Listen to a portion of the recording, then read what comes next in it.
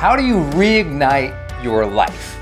You know, if you're like ready for a big change, or you just want more vibrancy and more pop and more joy and more energy into your life so that you can actually feel happy about life, how do you do it? Especially if you've been through like a dark period of time and you're just like, I just want to turn back on, you know? Maybe you're coming through a breakup or a divorce, or you've started a new business, or you just recognize like, hey, for the last 6 months, you've kind of sucked. You know, life has just not been good. It's just been like upsetting, and you're like, I need something new. I need to revivify. You know, you're in that place where you're like, I just need some new pop in my life, Brendon. How do I reignite? Well, some of you guys know I did a whole course on this with the Oprah Winfrey Network back in the day, but I've been really thinking about it lately because so many people are asking, like, okay, I feel like so much negativity. I want more positivity and joy in my life, but I also need to change, because a lot of people right now, they're in transition. You know, they had this part of their life and now the career changed, and they're like, oh, I'm in this part of my life, and they want to do it better. So this still applies to you. So how do you reignite your life? I got 4 big ideas. I call it the 4 Ps. Okay. The first way to reignite your life is not to have a midlife crisis and become a metaphor. Okay. What I mean is that most people, what they do is they think, well, I must have to move. I got to move to a whole new location. I see, Brendon, you moved to Puerto Rico. It's great. I guess I got to move my life. No, my life was already ignited. I didn't have to move somewhere to find it. You don't have to be in a new relationship, start a new career, move to that new town. Often, when we want to reignite our life, we look for these big things. Well, I'll feel good when I win the lottery or that perfect thing happens. You're waiting for that perfect thing to happen in order to feel good, and that makes you a novice in personal development. And I say that with all respect, because we all do that at some point. I can recognize time in my life. I'm like, Brendon, why didn't you feel better at that stage of your life? Because I wasn't using my mind well. And so I learned that if you want to reignite your life, don't think it has to be this big, abrupt, sudden, crazy change. Those can be great. But if those aren't well thought out, it becomes a train wreck and a midlife crisis versus an intentional new way of being. Because listen, that's how you reignite your life. An intentional new way of being. And that's what these 4 Ps are really going to be about. A new way of being for you. We don't have to change your marriage or your career. I'm not saying those things might not need to change, but you can reignite your life by starting with these 4 Ps. The first P is presence. Learning to be more present in the moment, more mindful and appreciative of what you already have that you've been missing. So many people think that they need something new to make them feel good, when I'm like, but didn't you see what your child just did? How cute was that? Or didn't you just notice that you do have more abundance than 50% of the world? Didn't you notice that today went by, no one shot at you? Nobody tried to stab you? Didn't you understand that today there was no crime in your house? Like, if that's true for you, you're lucky. And what happens is we lose our perspective, and we become people who are always attached to the next moment or the previous moment, and we're not here. And I've always found that when you can learn to get in this moment, and you can breathe and use your breath to engage in this moment, and you can notice the small things in this moment and just be in the moment, that when I'm here in the now, in this moment, I will always be happier. I will always notice things. I will always feel a sense of connection with life. The reason a lot of people are unhappy and they feel like they have to reignite it is because they become disconnected. They become disconnected with themselves. They become disconnected in their relationship. They become disconnected in their career. And the only thing they're connected to anymore is their phone, right? The only time there's any presence when they're like, oh, and they've lost presence with the moment, with this breath, with this joy of being alive.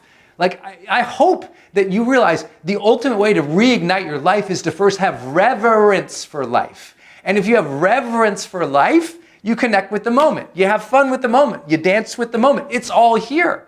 It's already here. You're already alive. You already won the lottery of this crazy cosmos that all these billions of cells aligned perfectly to make you right now? Please, you forgot this moment. You forgot the magic of now, and you're looking for tomorrow to make you happy when it's right here. It's a choice, it's a decision, it's an intention, it's a reconnection with the moment each day. Stop going through the day, going through the motions. Reconnect with the minute. Take notice of your breath. Take notice of what you're paying attention to. Appreciate the small things. Be present now, because trust me, if you can't learn to be present now, where you don't feel like life is going great, when it becomes great, you won't notice either. Trust me, I coach some of the highest level people in the world, and I always find this to be true. They have everything, and they're still not happy because they never trained themselves in the practice of presence. The second P that I think is so critical is people engagement.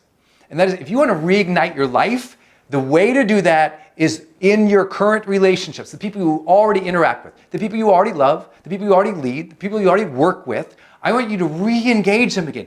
You got distracted and you thought that you know everything about them. You don't know a lot about your wife, your husband, your boyfriend, your girlfriend, the people who you're working with. They are infinitely complex. But what you do is you shorthand them. You kind of like take them for granted. You stopped asking them the questions. You stopped engaging them deeply. And without depth in relationships, we'll never feel like life has its pop. Life has its pop when you're in a relationship with people and it's this deep and real and curious thing. That you honor the mystery in other people enough that you ask them questions, that you explore what they think, what they feel, what they need, what they desire. That curiosity with other people lights you up, man.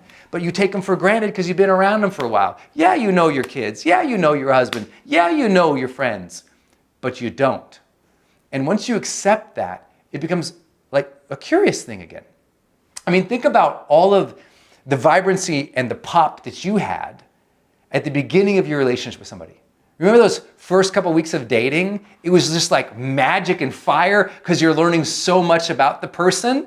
And you're just like, oh, yeah, I learned this about the person. You tell your friends, oh, and she's like this and he's like that. It's so cute. It's because you were curious about them. You didn't pretend you know everything.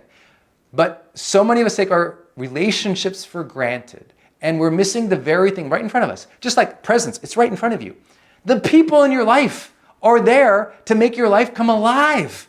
You forgot that they're a tool for that. They're an ends, they're a means, they're a experience. They are there with you and for you in your life to make life have pop.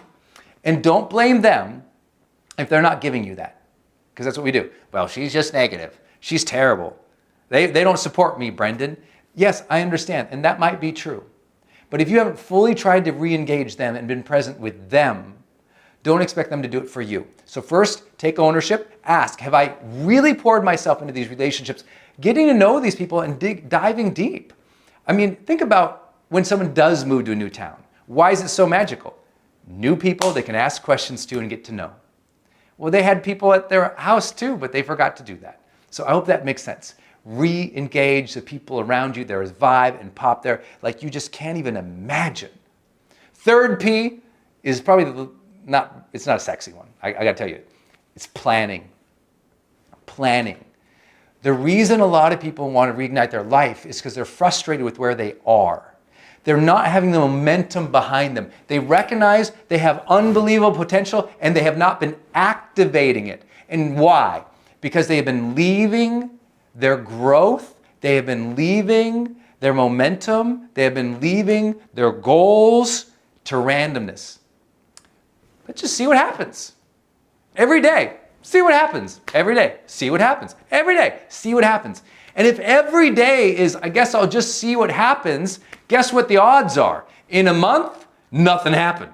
2 months, nothing happened again, because the world is good at letting you sit on your laurels. The world is good at it passing you by and not bringing new opportunities. Yes, sometimes we're lucky and new things come into our lives and it changes us. But often, we've got to architect that. We have to strategize it, we've got to structure it, and we've got to schedule it, baby.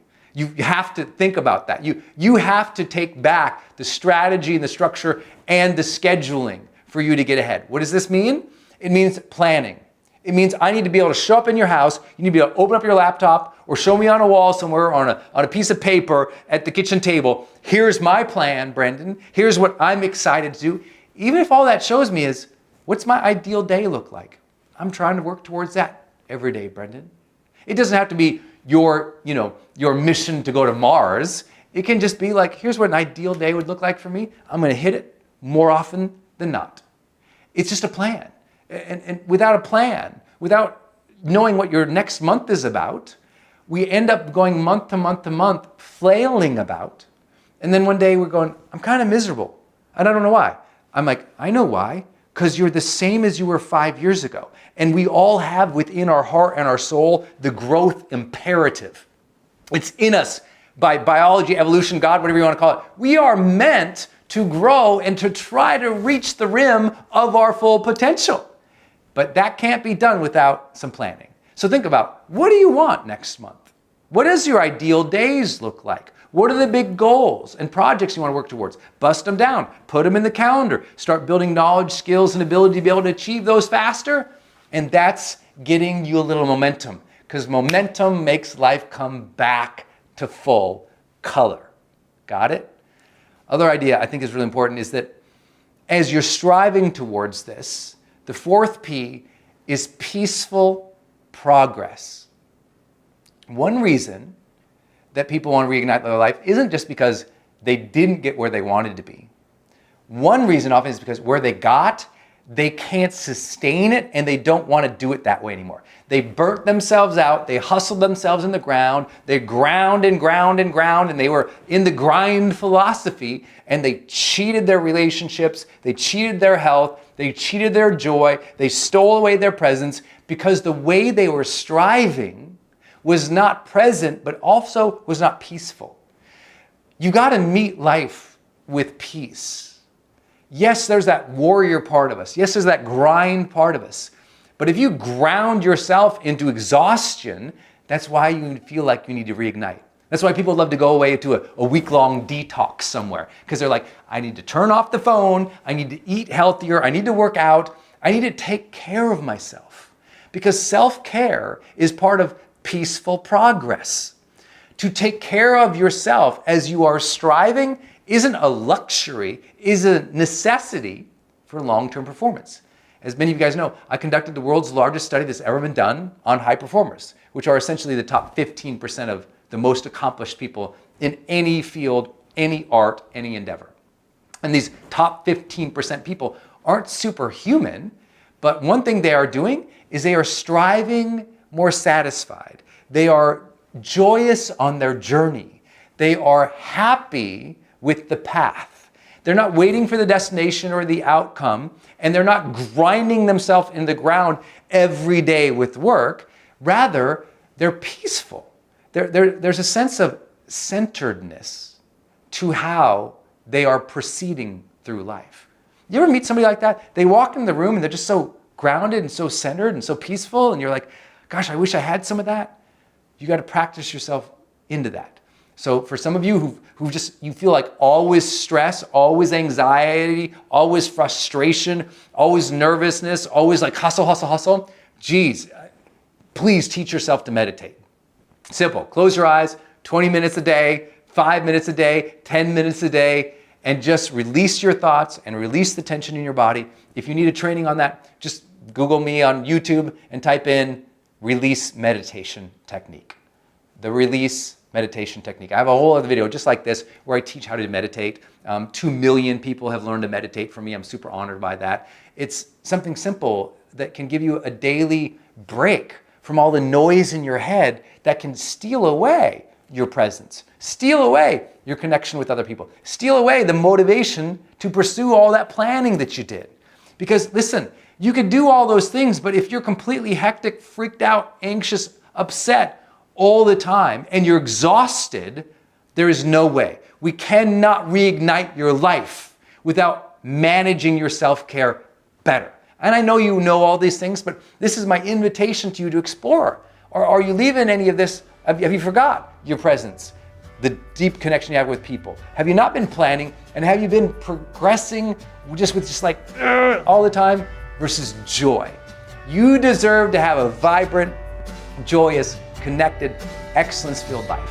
That's what we always talk about in HPX. It's my brand, right? The high performance experience, HPX, high performance experience. That's what we all want. We all want that next level of experience. We all want to reignite and feel alive and have that fire inside. So try these 4 practices, see if they help you. Comment down below, tell us what you think. Share this video, build a community of people who are positive, who are enlightened, who are conscious, who are excited about life, because that will also help you reignite it all, my friends. I'm always trying to automate. How can I automate a process that matters to me? So for many of you know, books matter to me. So we automated the process of selling books just all day long. We're just selling hundreds or thousands of books. I'm here, hundreds of thousands of books are gonna be sold all around the world. I don't have to do anything. We set it up. I automated that process with online tools, with team. And so you gotta figure out what are the processes that matter the most, and can you set them up to just run? Versus you maintaining it, someone else maintain it, or a system to automate it. So high performers are always automating those things. My yoga friend who said, oh my gosh, I'm so busy and underwater. I said, what do you do? Well, you know, I gotta do this and this and this. Turned out she was going to Costco every Saturday, spending 2-3 hours at Costco, because you gotta go up every aisle. If you did not know, I'm not allowed there anymore. My wife took me one time, and she was like, never again. I went up every aisle. I need to know what's in there, man. Oh my God, what's in it? I gotta go up every single aisle. I'm the worst. You wanna go to shop with me to get blueberries? Oh no. I'm gonna go look up at everything. Look at the packaging on this. Oh my gosh, I told you I'm easy to distract. Denise's like, you are not going. I walked in there, I said, look at all these things we need. She goes, we don't need any of those. I said, but look at that TV, it's bigger than ours. But our TV is fine. I'm like, but they have one. I'm a terrible shopper. I'm totally not allowed to do that. My staff, when we went down to Puerto Rico, took me to the Costco in Puerto Rico. Oh, they didn't know it'd be the whole day. They had no idea. I had to look at all of it. I'm terrible at it. You can't have me do it. So I've always got to say, oh, what's the best use of my time? And get the support and the team and the tools to automate things and not be a browser on these other things. It's so important for you to decide what matters. I can't tell you what it is, but you already know. And how can you automate things that they're running and running and running? Back to the story of the woman at Costco. She's there every Saturday. I said, what are you doing there? She said, well, I have to go buy all the supplies for my 4 yoga studios. I go, do you own the 4 yoga studios? She goes, yeah. I go, do other people work there? She goes, yeah. I say, well, why do you have to go get the supplies? Why don't you send somebody? I can't ask people to do that.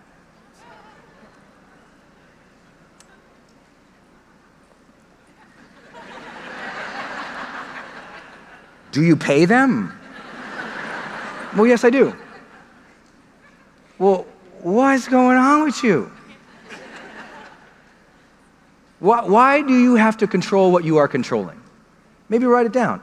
Why do I have to control what I'm controlling? Look at all the things you're controlling in your life. Why does that have to be you? Why does that have to be you? It's one of the most profound questions in all of achievement.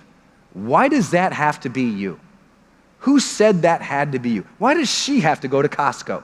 Because she said she had to control it. But does she have to control it, yes or no? No. No. Oh, but think of all the excuses she said. But if I give my credit card to them, they'll go buy everything in that store. I said, no, I would, but most people who are responsible, people you're paying probably aren't going to do that, and they give you a receipt too, so that's good, and it shows up on your card. You'd know right away, right? Well, I would know right away, and if they take advantage of it, you fire them, right? Well, yeah, okay, so we're good. Bases are covered. Bases are covered. You need to look at all the things you're controlling and ask, what if I removed, automated, or delegated that? What if I removed, automated, or delegated? What if I removed, automated, or delegated? What if I removed, automated, or delegated? And the second question then, what if I removed, automated, or delegated, that you get to ask yourself, okay, if I removed, automated, or delegated, like that shirt, what's the worst that could happen? What are they going to, in her situation, they're going to buy too much toilet paper? What's the worst that's going to happen? They're going to buy some, one of those things, the buckets of things that last 7 months. What's going to happen? What's the worst that happens if you let go of some control? Who's ever quit a job in this room before? Ever quit a job, like a job with other team members on it? Who's ever quit a job? Raise your hand. Did any of you who's ever been fired from a job? Okay. You ever notice the fired people make a different sound? There's that weird laugh. They're kind of happy it happened, but kind of like, should I raise my hand about this? I don't know what this says about me. You got fired? What does that say about you? They always make a different noise. So if you've ever been fired or you've ever quit, has anyone in the room ever, and be honest, ever quit and left and everything ran fine without you and you were hurt by that? Raise your hand nice and tall. Look around the room. You quit and everything went just fine. The organization, like you say, this place is gonna burn. This place is gonna collapse without me. You go in a week later, hey, what are you doing? Hey, how's it been? They didn't even know you quit. They didn't even know you showed up. They're like, I didn't even notice you were gone. Isn't that the worst? They don't even know you were gone. It's ego that feels it has to control. It's ego. You need to find the things, listen to this. Here's a crazy idea for your productivity. And I hope you guys are all with me on this because I know I'm being a little silly. But here's a crazy thing about my life. Everything that I control is my art, and I love it. See, new team members come in sometimes, Brendon, why are you still writing your email to all the people every week? I love the people every week, and I'm a writer. I like it. Well, sometimes you're not on schedule. I love the people, and I'm a writer. Well, but somebody else could do it. Yes, but I like this part. And I should get to do what I like. Entrepreneurs, can I get a yes? Yes. But how many entrepreneurs in the room are doing stuff you don't like? Say, oh no. Oh no. See, we want more yeses and less oh no's. Way less oh no's. So everything I have control in lots of things that I really enjoy and I really love. And everything else I hand over here. I really think that could change your life, that question. What are all these things I control and why do I think I have to control them? What if I could automate that, delegate that, or remove that so that I could focus more on the things that really move the needle? I will tell you, it's how I got promoted faster than everyone else in corporate America. It's how, by the end of my third year in the industry, by the end of my third year, I had created more online instruction than any of my peers combined. Now you go, what? How is that possible? Because that's all I did, because I loved it. I knew that was a PQO. The second or third peer after me might have, like at our levels, if you will, in our industries that I play in, they might have 1, 2, on average, maybe 5 online courses that might be pretty short. I've got 35-week online courses. People are like, what? The number of our millions of online students around the world, what? How? What was so special about Brendon?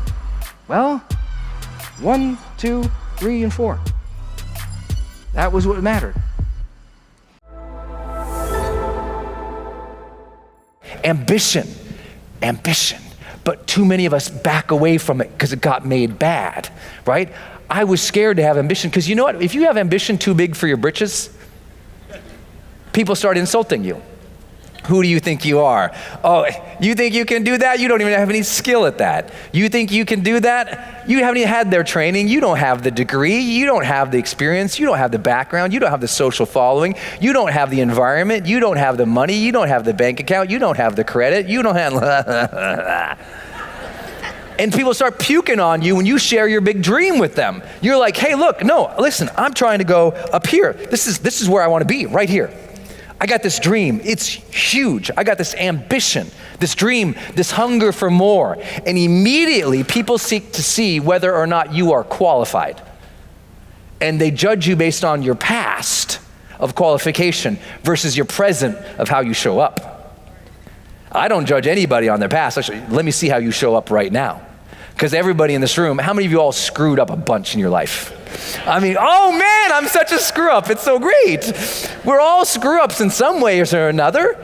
But how are you showing up now is the question. How hard are you willing to work now? What's the discipline you're willing to put in now? Yes, gain that knowledge, skill, and ability, but your ambition, everything I do, everything you see me do at a public level, I had the ambition for a mission, but I didn't have the skills to do any of this. I never thought I was crazy. I'm gonna leave a safe job out of grad school. I got a safe corporate job. I wouldn't say a safe corporate job, but it was a good job. And I liked it, and it was a good job, and it had a clear, sort of a very clear path to rising. And I had something else I wanted to do. So I quit that job, and everyone else said I was crazy. I wanted to go write books. I had never written books before. I didn't know how to do that. And then I decided my first major book was gonna be a work of fiction, a book called Life's Golden Ticket. And I'd never written a parable before, but I remember reading The Alchemist and being so inspired by Paulo Coelho's The Alchemist. You all read that book? I hope you all read that. It's now the 7th most read book in the history of the world. It's unbelievable, right? So and the longest running book on the New York Times in history is now The Alchemist. And I remember reading that book, and I thought I related with the storytelling in it. And I wanted to write Life's Golden Ticket, but not tell my story, my accident, but rather tell the story of a character going through change. And I got this blessed meeting with a big famous author in San Francisco. And I was so excited. I mean, because I've been wanting to write. So I went and had this big meeting with this big fancy author. I wore a suit and I got all dressed up and I was so nervous. And I sat and I talked with this person, and he's hearing me describe very passionately why I want to write this book and what my life's message is about second chances. Because Life's Golden Ticket is really a story about second chances. And so I want to tell a story about second chances. And I was so excited. And I'm telling him, and he goes, so wait, this is your life's message? I go, yeah. And he says, you're really passionate? I go, yeah. And he goes, but you've never written fiction? I go, no. And he goes, Brendon, I'll never forget, he goes, Brendon, do not risk your life's message on your freshman effort at fiction. Fiction's hard. I admire that you want to write this book and that's your dream and that's your ambition and that's your goal, but you don't know how to do that. Ambition's really hard. People go to writers' conferences for their lives. They get creative writing degrees. Like he said, everyone in this building, I mean, we spent decades trying to figure out how to do fiction, and you're just gonna come and write this fiction book. I don't think that's a good idea. I think you need to write a nonfiction book. And what happens is we have this big aspiration, but because we don't know the how, sometimes someone tells us you don't know the how, so what do? If you don't know the how? Yeah, you minimize it. You drop it back down to here. Maybe you drop it back down to here. Maybe it's like here. It started up there, but you didn't know the how, and you let other people drop that down. So I listened to the guy. I said, okay, I guess you're right. It's true. It sounds logical to me. I don't know what the hell I'm doing.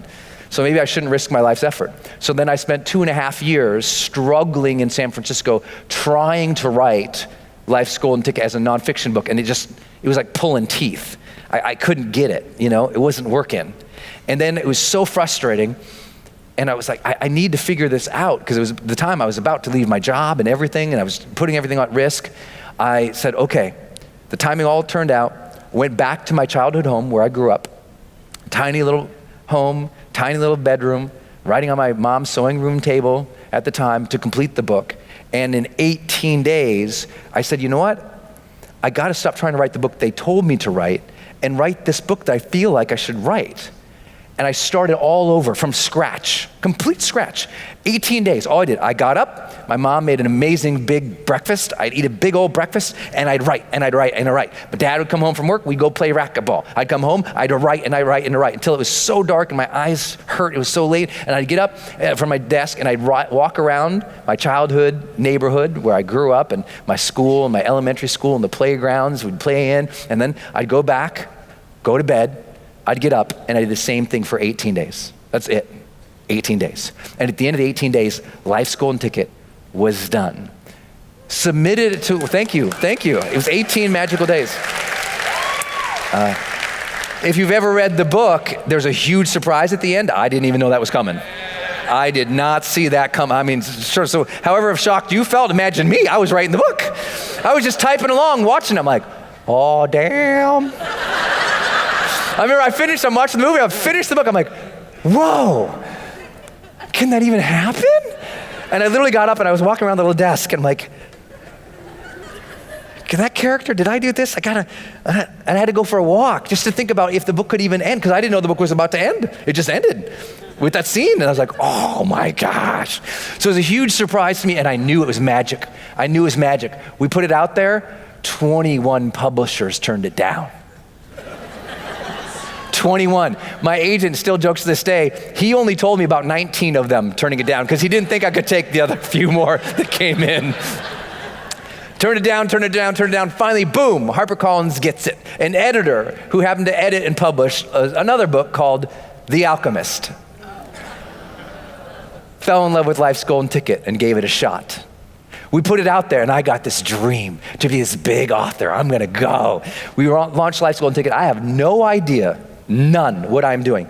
Put the book out there. We get a bunch of quick early hits because I had all these promotional partners in these nonprofits we were donating money to who supported the book. Got it out there, boom, charts on Amazon, really great. Next week, no one's buying it.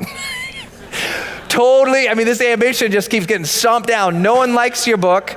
Big author says it's stupid. They're all turning it down and it doesn't sell. Think about what that can do to your psychology. Think about me now saying I'm a writer.